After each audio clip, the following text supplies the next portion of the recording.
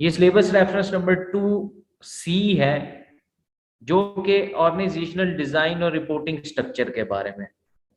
इसमें हम कुछ चीजें देखेंगे like line of authority, organisational structure appropriate adopt करने के एडवांटेजेस, डेफिशिएंट या नॉट अप्रोप्रिएट स्ट्रक्चर अडॉप्ट करने के जो डिसएडवांटेजेस हैं वो देखेंगे। ऑर्गेनाइजेशनल स्ट्रक्चर की टाइप्स क्या हैं, ये सारी की सारी चीजें हम इसके अंदर देख लेंगे। बड़ा इंपॉर्टेंट है और इसमें से क्वेश्चन आ भी रहा है, हर दफा आ रहा है, हर दफा कोई ना कोई क्वेश्चन लाजमी आ रहा है। स्टार्ट करते हैं। नंबर 1, जब ऑर्गेनाइजेशनल डिजाइन को आपने समझना है ना, तो सबसे पहले आपको डेफिनेशन क्लियर होनी चाहिए ऑर्गेनाइजेशन। अच्छा, क्यों पता होना चाहिए? क्योंकि असल में ना यहाँ पे लोग मजाक लेते हैं डेफिनेशंस को। आपसे पूछे ना ऑर्गेनाइजेशन, लोग कहते हैं जी बिजनेस, बिजनेस पूछे ऑर्गेनाइजेशन, गलत है। बिजनेस क्या होता है? Any legal economic activity which is undertaken for the purpose of earning profit. Business तो एक इकोनॉमिक एक्टिविटी है। अब ये इकोनॉमिक एक्टिविटी एक इंडिविजुअल भी परफॉर्म कर सकता है और एक से ज्यादा इंडिविजुअल्स भी परफॉर्म कर सकते हैं। जबकि बाय डेफिनेशन ऑर्गेनाइजेशन क्या है? when two or more persons who work together to achieve a common goal effectively and efficiently। तो ऑर्गेनाइजेशन होने के लिए शर्त यह है दो या दो से ज्यादा लोग हों। अब मैं फिर कैसे ऑर्गेनाइजेशन को बिजनेस कह सकता हूं या बिजनेस को ऑर्गेनाइजेशन कैसे कह सकता हूं? क्योंकि यहां पे की कंसर्न ये है कि भाई इकोनॉमिक एक्टिविटी तो सिंगल पर्सन भी परफॉर्म करेगा। तो हम यहां पे उसको क्या कहते हैं? आप ये कहते हैं कि बिजनेस ऑर्गेनाइजेशन है, फिर समझ आती बात। क्योंकि वो एक्टिविटी जो कि बेसिकली कोई ऑर्गेनाइजेशन परफॉर्म कर रही है और वो एक्टिविटी क्या? For the purpose of earning profit.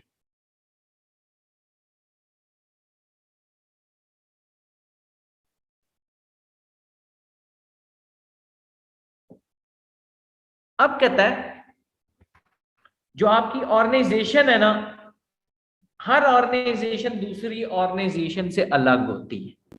और वो कौन से फीचर्स हैं जिसके ऊपर हम एक ऑर्गेनाइजेशन को दूसरी ऑर्गेनाइजेशन से अलग करते हैं? वो डिस्टिंग्विशिंग फीचर्स कौन से हैं? Number 1, purpose.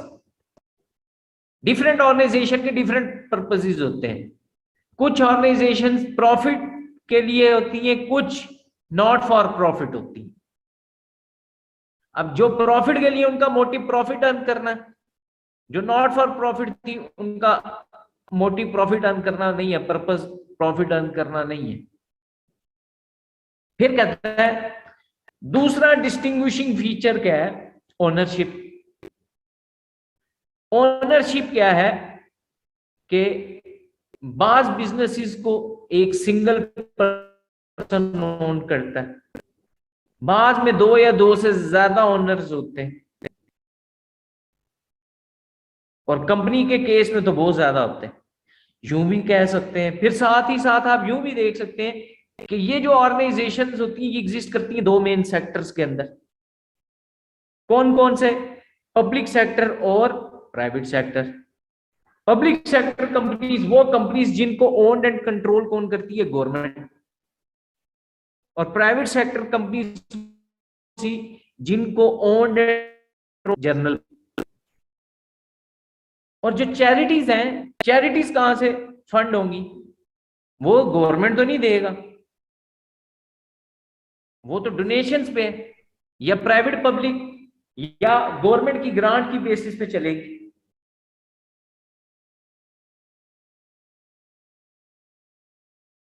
उसके बाद आप बात करें अकाउंटेबिलिटी, तो अकाउंटेबिलिटी भी ऑर्गेनाइजेशन में अलग होती है। कौन बंदा किसको अकाउंटेबल?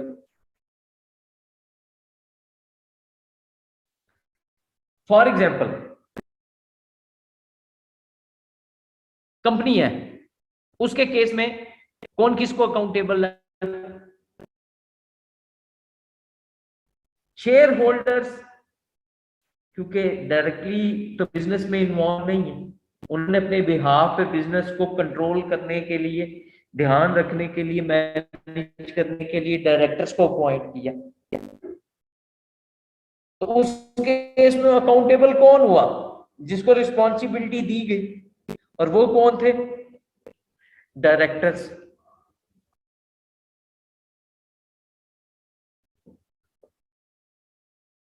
पार्टनरशिप में जारी बात है वो पार्टनर जो कि एक्टिव है, और उनकी रिस्पॉन्सिबिलिटीज क्या क्या है, ड्यूटीज क्या क्या है।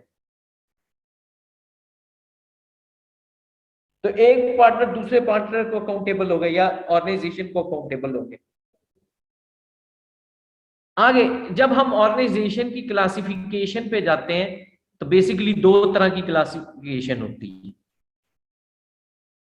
एक होती है बिजनेस ऑर्गेनाइजेशन,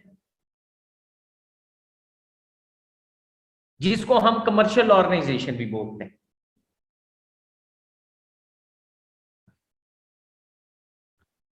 ये वो ऑर्गेनाइजेशन है जो कि कमर्शियल एक्टिविटीज के अंदर इन्वॉल्व है, और जिसका मोटिव क्या होगा? प्रॉफिट अर्न करना। उसके बाद कहते हैं इसके अंदर तीन मेन फॉर्म्स हैं, इसकी तीन मेन टाइप्स है business organisation. Number one, sole trader. अच्छा, अब ये सोल ट्रेडर कौन है?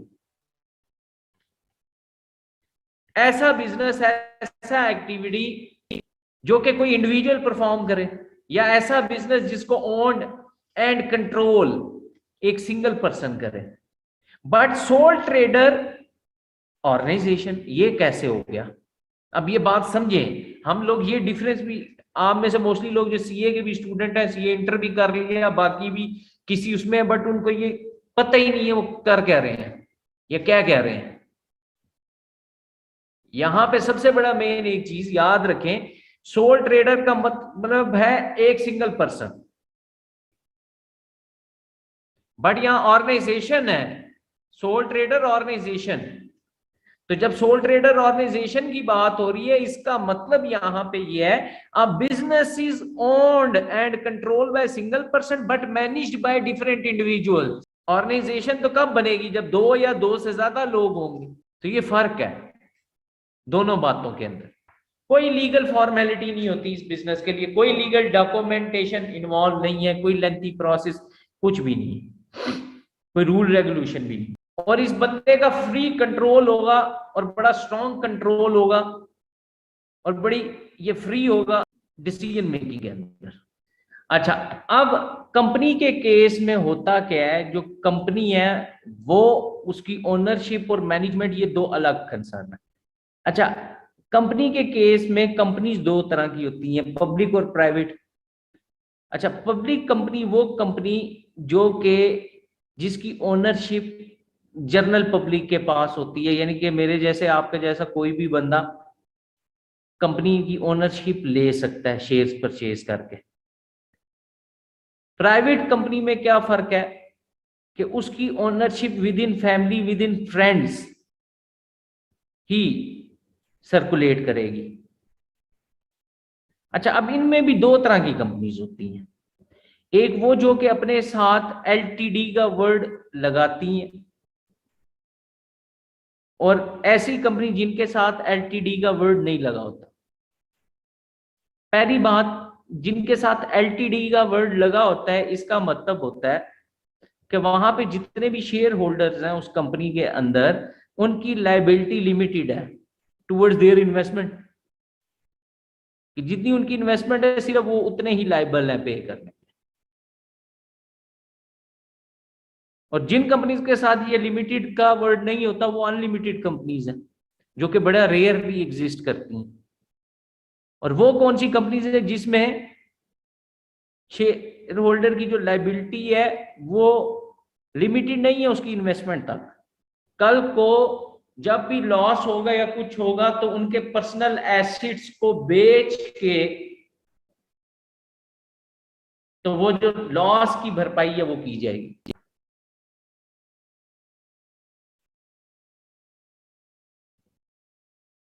उसके बाद नॉट फॉर प्रॉफिट है।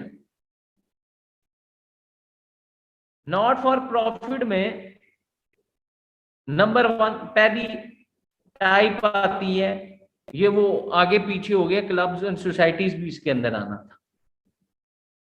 नंबर 1 पब्लिक सेक्टर कंपनीज या ऑर्गेनाइजेशंस, इनका मोटिव प्रॉफिट अर्न करना नहीं होता, सोशल वेलफेयर इनहेंस करना होता है। और ये जितनी कॉस्ट पड़ती है आपको उसी के ऊपर ही वो चीज प्रोवाइड कर रहे होते हैं। उसके बाद एनजीओज है, नॉन गवर्नमेंटल ऑर्गेनाइजेशंस, ये भी नॉट फॉर प्रॉफिट है, ये फंडेड होती हैं और इनका भी काम क्या है, वेलफेयर देना। और क्लब्स एंड सोसाइटीज की बात करें, ये भी नॉट फॉर प्रॉफिट है, डिफरेंट मेंबर्स मिलके अपने कंबाइंड बेनिफिट के लिए इसको यूज कर रहे होते हैं। यहां पे इनका कैश कैसे जनरेट होता है, फंड कैसे जनरेट होता है, जो सब्सक्रिप्शन फी होती है, मेंबर्स जो ज्वाइन करते हैं वो, वहां से फंड रेज होगा इनका। और जैसे बाकी बिजनेसेस में प्रॉफिट एंड लॉस अकाउंट बनता है, इनके केस में प्रॉफिट एंड लॉस नहीं होगा, रेवेन्यू एंड एक्सपेंडिचर अकाउंट बनेगा।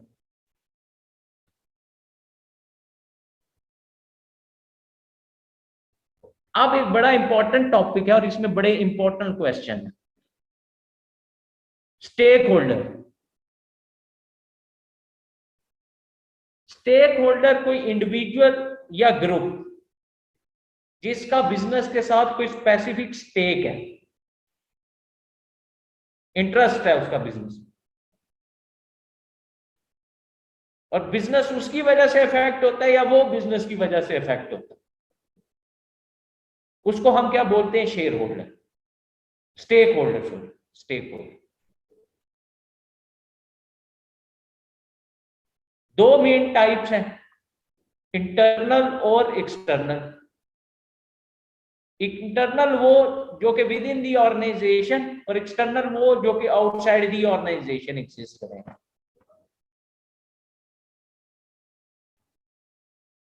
इंटरनल स्टेक होल्डर में नंबर 1 शेयर होल्डर या ओनर्स। अच्छा, ये कौन से लोग हैं, ये वो लोग हैं जिनके पास कंपनी के लार्ज नंबर ऑफ शेयर्स होते हैं और ये वोटिंग के थ्रू बोर्ड पे आके बैठ जाते हैं, एग्जीक्यूटिव डायरेक्टर्स जिनको कहा जाता है।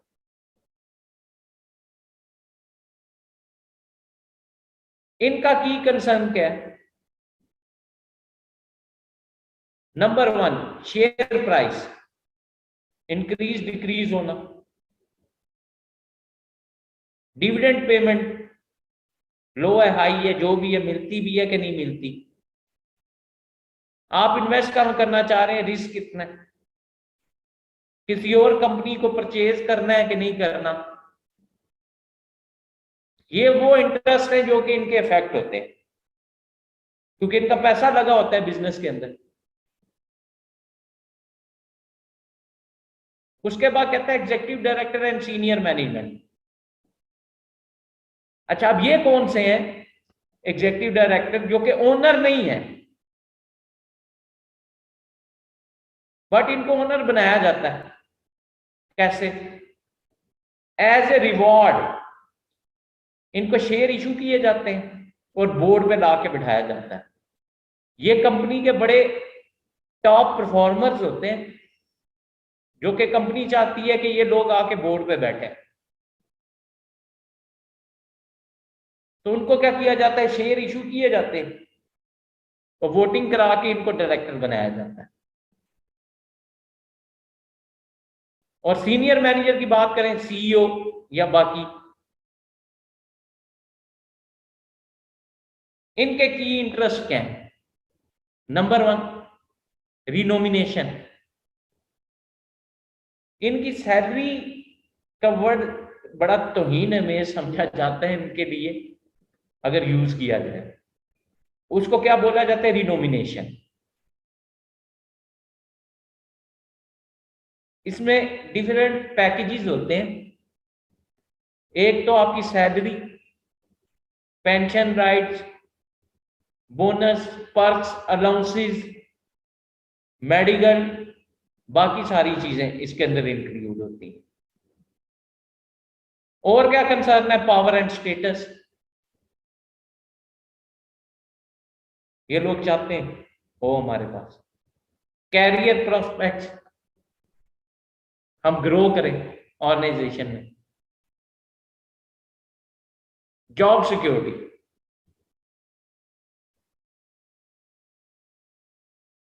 निकाल ना दिया जाए। अदर मैनेजर और एम्प्लॉय की बात करें, ये मिडिल लाइन मैनेजमेंट है या फर्स्ट लाइन, और जूनियर रैंक एम्प्लॉयज,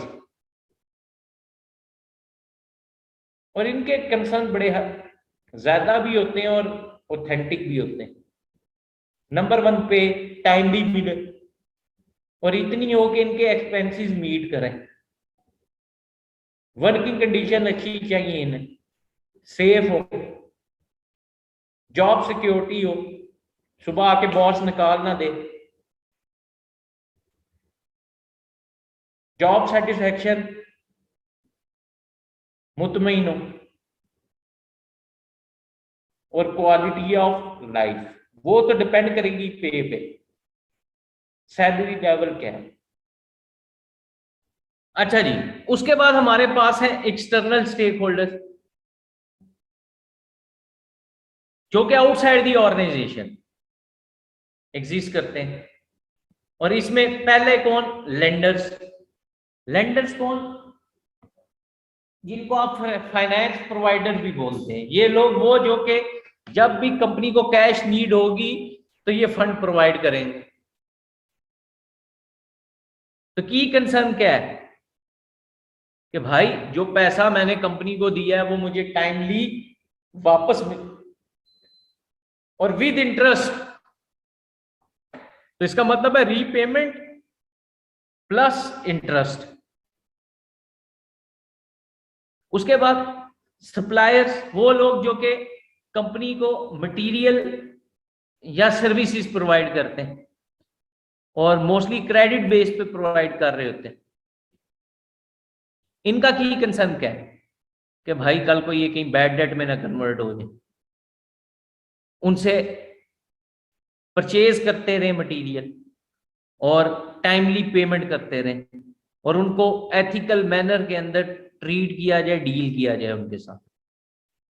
उसके बाद आता है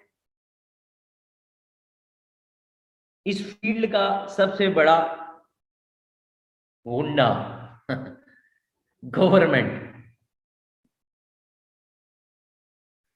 गवर्नमेंट का हर बिजनेस में इंटरेस्ट है, क्यों, पैसा चाहिए ना, टैक्स। अच्छा, इनका कंसर्न क्या होता है, नंबर 1 पहला तो टैक्स, क्योंकि गवर्नमेंट का main source of earning he tax है। दूसरा, इकोनॉमी के अंदर एम्प्लॉयमेंट प्रोवाइड करना। तीसरा, गवर्नमेंट नहीं करेगी, वो ये चाहती है बिजनेसेस हों, बड़े, फ्लरिश करें, ताकि एम्प्लॉयमेंट जनरेट हो, अनएम्प्लॉयमेंट कम हो। फिर क्योंकि गवर्नमेंट इन्वॉल्व होती है लॉ मेकिंग के अंदर, तो जो भी लॉ है, रूल्स है, रेगुलेशंस बने हैं, उनको फॉलो करवाना, इंप्लीमेंट करवाना, अगर कोई फॉलो नहीं करता उसके अगेंस्ट पनिशमेंट, पेनल्टीज वो चार्ज करना। उसके बाद कस्टमर, बड़ा इंपॉर्टेंट, सबसे इंपॉर्टेंट ये है मेरी नजर, क्योंकि कस्टमर है तो बिजनेस है, कस्टमर नहीं है तो बिजनेस नहीं। कस्टमर क्या चाहता है कि भाई क्वालिटी प्रोडक्ट्स मुझे रीजनेबल प्राइस के ऊपर मिल जाए, और अवेलेबिलिटी हो, शॉर्टेज ना हो, टाइमली प्रोडक्ट्स मिल जाए, इजी टू एक्सेस हो।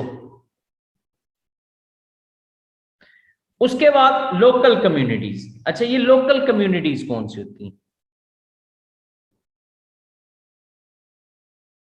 कि जहां पे बेसिकली आप जिस सोसाइटी में बिजनेस कर रहे हैं वो इसके अंदर एग्जिस्ट करेगा, वो एरिया जो कि बिजनेस के आसपास है, वो कम्युनिटी, क्योंकि इन्होंने जॉब्स भी प्रोवाइड करनी है उसको, ये सर्विसेज भी देते हैं, बाकी भी सारा कुछ है। तो इनका कंसर्न क्या है, इंटरेस्ट क्या है?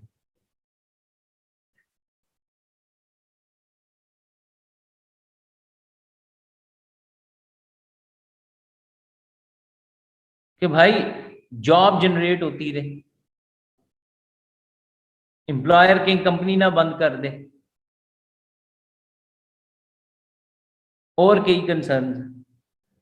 उसके बाद जनरल पब्लिक, या जिसको आप बोलते हैं पब्लिक एट लार्ज, इनका भी बड़ा मेन स्टेक होता है कंपनी के साथ। क्या? ये डिफरेंट टाइप के एक्शन ग्रुप, प्रेशर ग्रुप्स होते हैं, ये धरना ग्रुप, बाकी सारे, कुछ भी उलट है तो उसके अगेंस्ट वॉइस रेज करेंगे।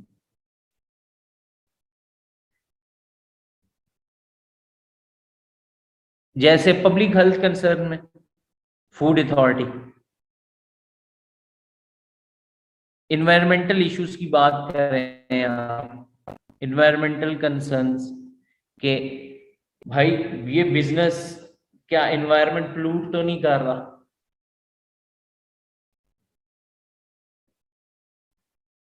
क्या बिजनेस करप्शन, अनएथिकल प्रैक्टिसेस के अंदर इन्वॉल्व तो नहीं है, ब्राइबरी वगैरह कॉन्ट्रैक्ट्स लेने देने के लिए? क्या ये कंपनी कंज्यूमर को एक्सप्लॉइट तो नहीं करती, मिसलीड तो नहीं करती? कहीं मोनोपलीज वगैरह तो नहीं बन रही? कई इंटरेस्ट है, कई स्टेक। उसके बाद non executive directors. Non executive directors कौन से डायरेक्टर्स? इनके लिए कुछ शर्तें हैं, जिसको आप इंडिपेंडेंट डायरेक्टर भी बोलते हैं, ये आउटसाइड दी कंपनी होता है। ये ना ही कंपनी के फुल टाइम एम्प्लॉय होते हैं, इनको पॉइंट बॉडीज की तरफ। कई शर्तें हैं पाकिस्तान में। फॉर एग्जांपल, ये बंदा उस कंपनी का एम्प्लॉय ना हो प्रीवियस कुछ सालों से, इसका कोई रिलेटिव उस कंपनी के अंदर ना हो, ये बंदा कंसिस्टेंटली 9 साल से डायरेक्टर ना, बोर्ड ऑफ डायरेक्टर ना बन रहा हो, यानी कि इंडिपेंडेंट नॉन एग्जीक्यूटिव डायरेक्टर ना बन रहा हो। अब इसका क्या काम होता है? अपने नॉलेज, एक्सपीरियंस, स्किल की बेसिस के ऊपर कंपनी को चलाना, कंपनी को प्रॉफिटेबल बनाना, एग्जीक्यूटिव डायरेक्टर्स पे नजर रखना, उनकी रिनोमिनेशन सेट करना, कंपनी की परफॉर्मेंस को असेस करना। तो इनका इंटरेस्ट क्या है? Power, job security. फिर हमने पीछे वो कॉर्पोरेट गवर्नेंस का पढ़ा टॉपिक पूरा, तो आपको पता है कि गुड गवर्नेंस प्रैक्टिसेस अडॉप्ट करवाना, इंप्लीमेंट करवाना, डिफरेंट कमेटीज इस्टेब्लिश करना चेक एंड बैलेंस के लिए। उसके बाद आपके पास कौन है? थर्ड एक अलग टाइप होती है, जिनको हम बोलते हैं कनेक्टेड स्टेक होल्डर्स। ये ना ही सीनियर मैनेजमेंट है, ना ही एग्जीक्यूटिव डायरेक्टर्स हैं, तो ये हैं कौन है? बेसिकली वो लोग जो कि ना ही डिसीजन मेकर हैं, ना ही कंपनी के फुल टाइम परमानेंट एम्प्लॉय हैं, और जो कंपनी के फ्यूचर को किसी तरह से इफेक्ट नहीं करते। इसमें कौन कौन से लोग आते हैं? Number 1 non executive director, employees, की सप्लायर्स, की कस्टमर्स। इनके पास जो पावर है ना, वो डिसीजन की है। इनका मेन सोर्स ऑफ पावर क्या? Decision making. ये डिसीजन पे इन्फ्लुएंशियल होके तो अपनी जो चीजें हैं, जो एक्टिविटीज हैं या बाकी सारी चीजें वो करवाते हैं।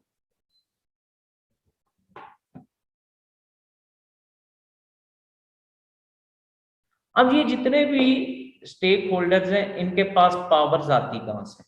सोर्स ऑफ पावर क्या है कि ये अपनी बात कैसे मनवाते हैं, इनका इंटरेस्ट कैसे प्रोटेक्ट होता है, ये कितने इन्फ्लुएंशियल है। तो वो सोर्सेज ऑफ पावर क्या है?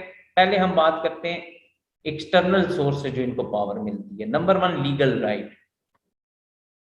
अब जिस तरह वोटिंग का राइट किसके पास है? Share holder. तो एनुअल जनरल मीटिंग के अंदर वो ये राइट यूज करते हैं किसी भी डिसीजन के हक में या अगेंस्ट होने के।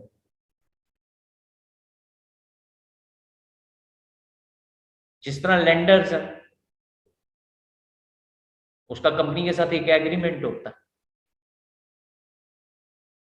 जो कि एक लीगल बाइंडिंग है। उसके बाद publicity, ability to influence customers और लेजिस्लेटर्स। जिस तरह प्रेशर ग्रुप्स हैं, इन्फ्लुएंस डालते हैं, human right commission, activist, welfare activist. Next है क्लेम ऑन रिसोर्सेज। मतलब किसी भी बंदे का जो रिसोर्स पे क्लेम हो। फॉर एग्जांपल वो कहे जी मैं यूनियन लीडर हूं, मेरे अंडर इतने एम्प्लॉइज हैं,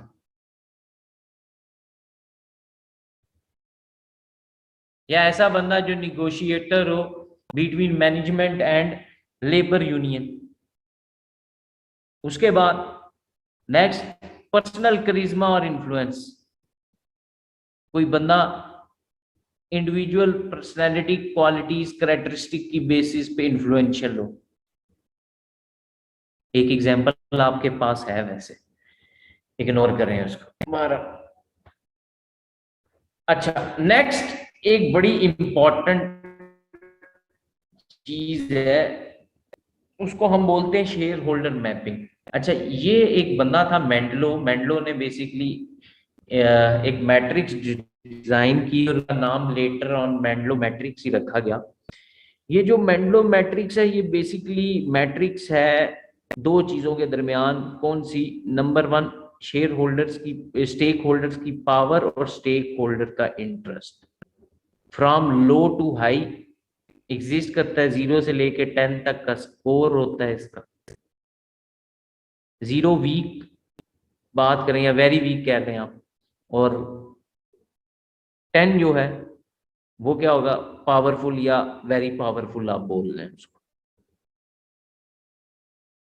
तो ये मैट्रिक्स बनाई जाती है डिफरेंट, 4 मेन पॉसिबल कॉम्बिनेशन बनते हैं।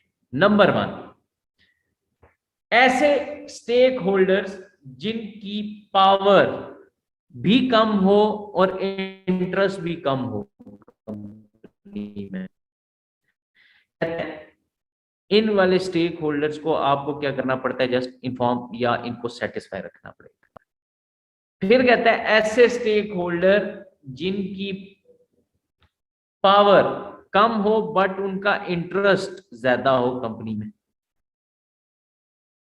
इन लोगों को कीप इन्फॉर्म रखना पड़ेगा, हर चीज बतानी पड़ेगी, साथ साथ अपडेट रखना पड़ता है।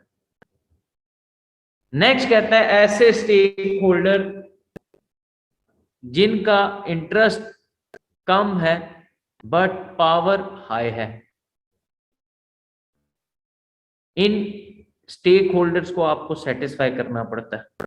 और नेक्स्ट है वो स्टेक होल्डर जिनकी पावर भी हाई और इंटरेस्ट भी हाई।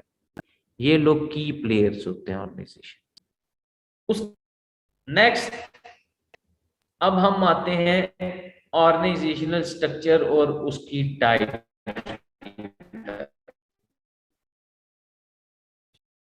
स्ट्रक्चर क्या है? ऑर्गेनाइजेशनल स्ट्रक्चर बेसिकली हम बात करते हैं किसी भी ऑर्गेनाइजेशन के अंदर जो formal arrangement of work activities होता है, या किस तरह से आप टास्क को फॉर्मली डिवाइड करते हैं, वो चीज क्या कहलाती है? Organisational structure. कुछ लोग इसको कहते हैं कि ऑर्गेनाइजेशनल हायरार्की है, बट हायरार्की एक चीज है, इसका एक एलिमेंट है स्ट्रक्चर का।